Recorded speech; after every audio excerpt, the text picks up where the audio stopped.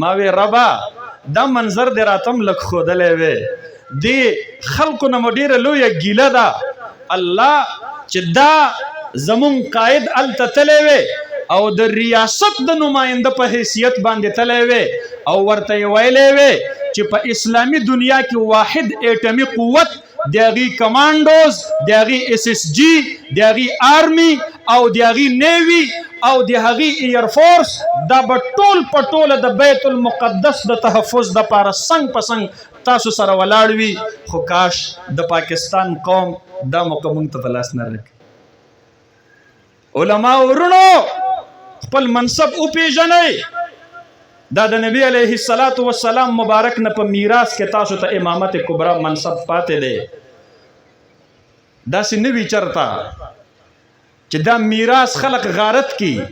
دا خلق تر او تاله کی او تاسو آرام او اطمینان سره ناسې خپل کورونو کې نه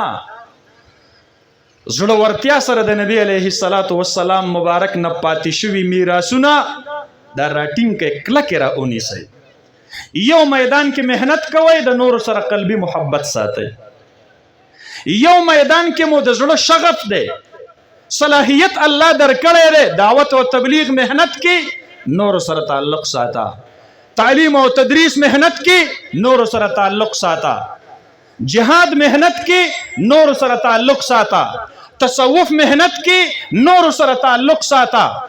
سیاست نبوی په محنت کې نورو سره ربط او تعلق ساته ته د یو جامع هستی وارث یې تا کې پکار ده چې دا ټول صلاحیتونه او دا ټول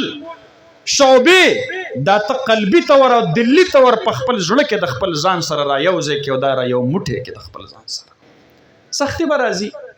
تبلیغ په لار کې به تکلیف راځي ختم نبوت په لار کې به امتحانات راځي جهاد په لار کې به تکلیفونه راځي سیاست نبوی په لار کې به تکلیفونه راځي تعلیم او تدریس په لار کې به تکلیفونه راځي واوره د دواړو جهانو د سردار مبارک دا حدیث ان اشد بلاء الانبیاء ثم الامثل فالامثل الله ته چې په خپلو بندگانو کې څوک ډیر محبوب وي الله داغه زندگی قبلی الله داغه صلاحیت قبلی الله داغه خوله قبلی الله داغه وینه قبلی ته شکر وباسه چې پتا باندې د الله د دین په لار کې امتحان راغی غواړه مده الله نه صلی الله العافیه عافیت غواړه خو کو راغې فاذا لقيتم فاثبتوا بیا ثابت قدم ادریگا فرمایي ورته کان نبی فی من کان قبلکم عمارا ته په دې خفه شوې چې د مکې کفارو ته په سروټ کو سم لولې ستاسو نه مخکنو امتونو کې به یو نبی و خپل نافرمانه امتیانو به ورلکند او کنستله ثم یجاء بمنشار بیا به اره راوړلی شوله دې خپل امتیانو به د خپل پیغمبر د دوه ټوکړې کولو دپاره اره راوړله ثم یوضعه على مفرق رأسه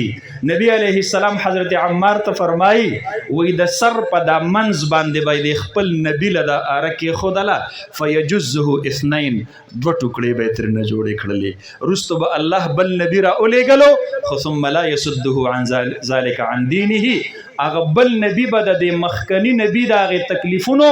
ښه به ورته پته وه خو د هغې باوجود به یې هغه د الله د دین خدمت او د هغې تسلسل دا به یې برقرار ساتو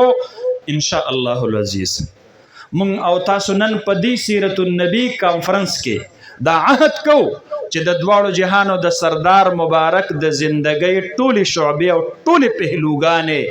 کو علماء ژوند کوي مونږ د عوام ورونه به ورسره په هر ځای کې کلک او په نره باندې ولاړ یو ان شاء الله صحابه او چرته نبی علیه السلام تنها نه و پرېښی کو نبی علیه السلام د عقاید اصلاح کوله صحابه ورسره څنګ په څنګ ولاړ وو کو نبی علیه السلام دعوت ورکو صحابه ورسره څنګ په څنګ ولاړ وو کو نبی علیه السلام مسجد او مدرسه جوړوله صحابه ورسره څنګ په څنګ ولاړ وو د طلباو د هغې د خوراک تقسیم چې به کېدو نبی علیه السلام مبارک بلس صحابه د ځان سره طالبان د صفې بو وستل، ابو بکر صدیق بو وستل، حضرت عمر او حضرت عثمان بو وستل. صحابه او نبی علیه السلام د تعلیم په میدان کې تنه تنها نه دی پرې خودلې. صحابه او نبی علیه السلام مبارک د جهاد په میدان کې تنه تنها نه دی پرې خودلې. فرمایل به ورته نحری دون نحرک یا رسول الله، د الله حبیب زما سینه بستا د سینې نه مخ کیخه، کو غش راځي نو په ما باندې بلا لګي او تبت نه بچکیږي. زنانو بخپل بچیر دواړو جهانو سردار مبارک تراوړل او به فرمایل ورته د الله حبیبه چې کافر در باندې گزار کوي نو د ډال په ځای باندې ورته زما د زړه دا ټوکړه ښکلې ماشوم مخې ته کوه، دې کو په منځ کټ شي نو خیر دی، خو چې ستاسو په وجود باندې چرته زخم را نشي. علماو سره به په هر میدان کې ودرېږو ان شاء الله العزیز، د علماو به مرسته کوو ان شاء الله العزیز. او کومونګه ژوندي نو مونږ به خپل نوي نسل ته ان شاء الله العزیز دا فکر، دا نظریه او دا مشن دا به ورته پرېږدو. یو نه یو ورځ به الله رب العالمین راولي چې دین به غالب کیږي ان شاء الله العزیز، دین به حاکم کیږي ان شاء الله العزیز. دا مظلوم قرآن به تر څو پورې زمونږ په تاخونو کې په دوړو کې پروت وي،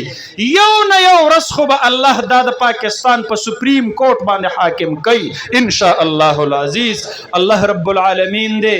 د محفل په جمع کولو کې د دې په انتظام کې چې چا څومره خواري کړې ده رب العالمین په عشق مصطفی کې رانه قبول کا. الله رب العالمین